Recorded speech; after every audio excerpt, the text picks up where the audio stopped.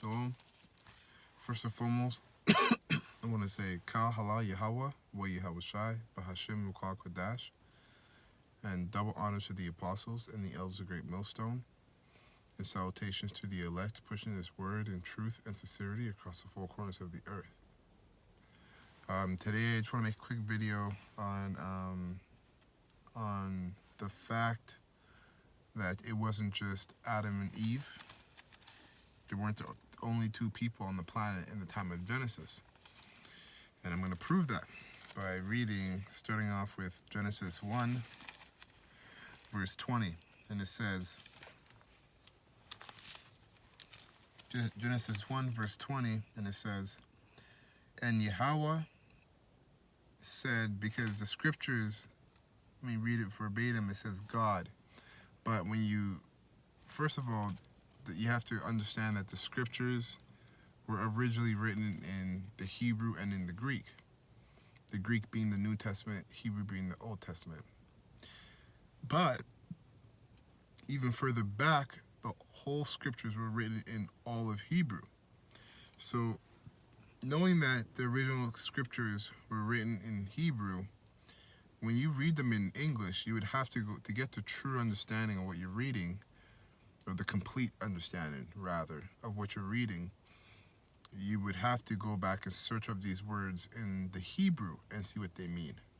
So when you see God, like in Genesis 1:1, it says, in the beginning, God created the heaven and the earth. Really, in Hebrew, in the original scriptures, that would say, in the beginning, Elohim created the heaven and the earth. Allah is the Hebrew word for God, which means power. And then Elohim, the Y-A-M at the end, is the suffix,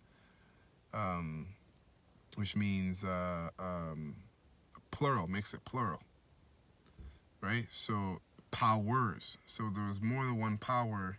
So which the powers of the Most High are the angels, beginning with Yahweh Shai. So it's really Yahweh Shai and the angels. So coming back to verse 20, when it says, and Yahweh said, really the powers said, let the waters bring forth abundantly the moving creature that hath life, and fowl that may fly above the earth in the open firmament of heaven. And Yahweh and the powers said, and the powers created great whales and every living creature that moveth. Now, are we not creatures ourselves that move? So that should already be an indicator that he created, that at this time all men and women were created, right? And then it says, including animals. And then it says, were brought forth abundantly after their kind, and every winged fowl after his kind. And the powers saw that it was good. And the powers blessed them, saying, be fruitful and multiply, and fill the waters and the seas, and let the fowl multiply in the earth. So if we were creatures, and if we're also creatures that move and walk, well, technically, at this stage in Genesis 1 and 20 to 23, man and woman were already created. They just weren't named yet, right? Because Adam is the name of a generation of people, not the beginning of a generation of people. So when you read, so now when you go to verse 25 to 27, it says, and the powers made the beast of the earth after his kind, and cattle after their kind, and everything that creepeth upon the earth after his kind. And and the powers saw that it was good.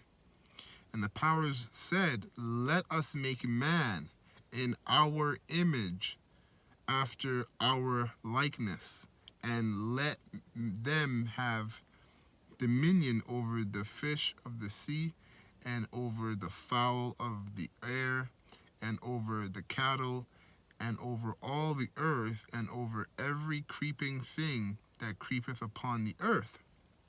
So right there, they are already, the angels and the Yahushai are already talking about making man in their image. And if that's the case, this is before Adam and Eve, the story of Adam and Eve. So that is another, that's extra proof, okay? Another indicator that man and woman were created in an abundance, okay? It wasn't just Adam and Eve to be the first souls created, the first humans created on the earth. That's another example right there. So as you keep going here, 27 says, so the powers created man in his own image. Because the angels and Yahushai, you know, when they were building everything, they have a certain look to them, right? They have, when it says, let's make man in our likeness, well, they give him, you know, you see the build of a man, you know, he's bigger, he's supposed to have a deeper, an ideal man would have a deeper voice, bigger, a beard, you know, a full set of hair, you know, in shape, wise, logical, not emotional, you know, has emotion but isn't emotional. Basically the complete opposite of a woman, right? Let us make man, and that's why it didn't say let us make.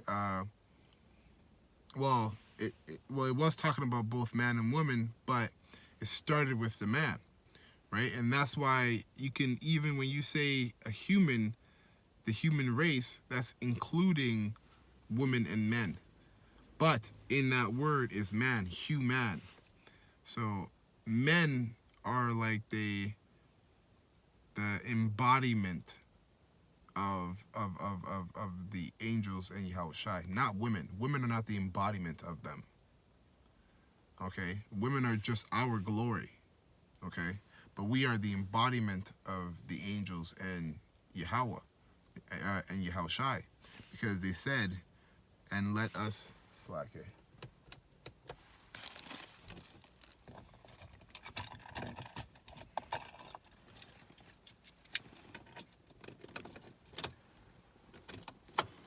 And it says, because in the 26th verse it said, and the powers said, let us make man in our image, after our likeness, and let them, so that's more than one, let them have dominion over the fish of the sea, and over the fowl of the air, and over the cattle, and over all the earth, and over every creeping thing that creepeth upon the earth.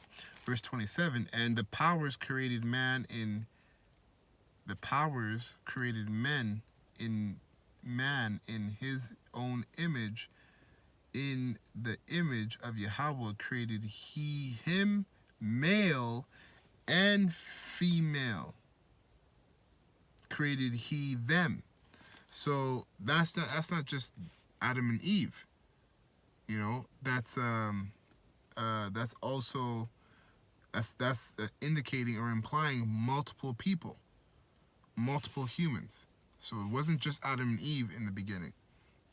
And forgive me when I said, so yes, technically women as well are made in the image of